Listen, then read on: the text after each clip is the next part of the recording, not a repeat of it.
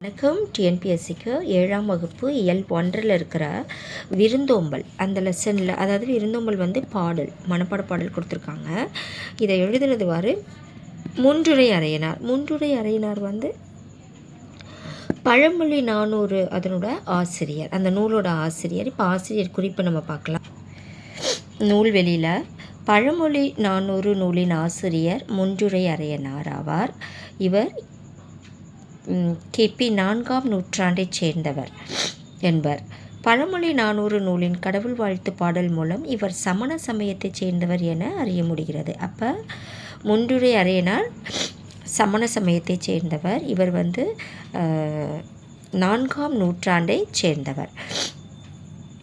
பழமொழி 400 பதினெண் கீழ்கணக்கு நூல்களுள் ஒன்று. இது 400 பாடல்களை கொண்டது. ஒவ்வொரு பாடலின் இறுதியிலும் ஒரு பழமொழி இடம்பெற்றிருப்பதால் இது பழமொழி 400 என்னும் பெயர் பெற்றது. இந்நூலில் ஒரு பாடல் இங்கு தரப்பட்டுள்ளது. இதுதான்